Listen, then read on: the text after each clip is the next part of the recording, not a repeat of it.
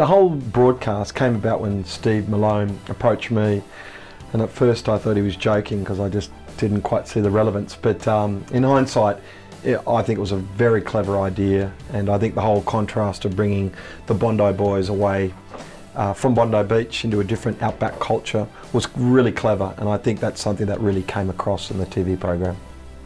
I consider myself pretty Australian. Like, I think I'm a pretty Australian guy, and it was a complete culture shock for me to go up to Julia Creek and just really experience real outback Australia. It's just so out of left field for us, and it was amazing. One of the best experiences of my life.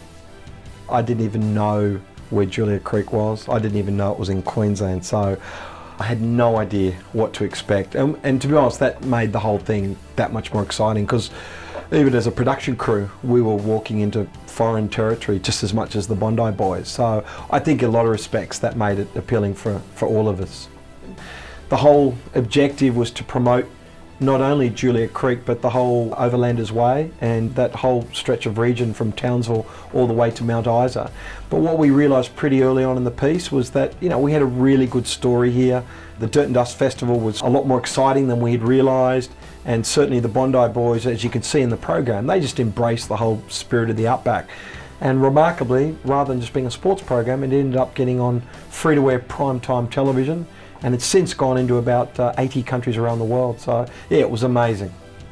Bondi Rescue's been doing prime time for 10 years, but they're showcasing one of the most famous beaches in the world. To get a small country town, Outback Australia, on primetime TV, you know, it deserved it. The show they put on for the Dirt and Dust Festival, it deserves to be seen by the world.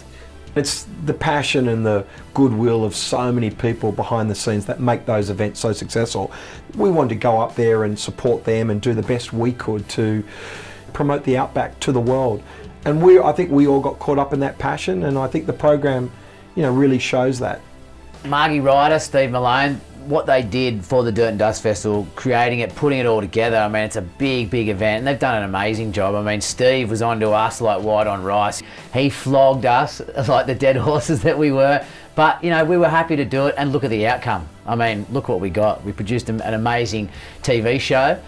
I wouldn't say it was an easy shoot. In fact, it was logistically incredibly difficult because we had to cover so much terrain in such a short period of time, and Steve literally dragged us from pillar to post, arriving in Townsville and then sort of working through from Charters Towers through Hewenden and Richmond and Julia Creek and all the way out to Mount Isa. It was an epic adventure, and we did the whole thing in about 8 days. So it was incredibly difficult, lots of flies and lots of heat, but to be honest, we loved it.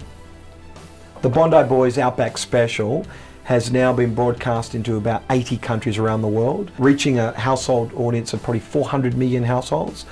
To be shown in over 70 countries around the world is pretty special. It's special because I want to see the people of Julia Creek and the surrounding towns be recognised for what they do out there. They bring people together and they give people a good time, and that's what it's all about.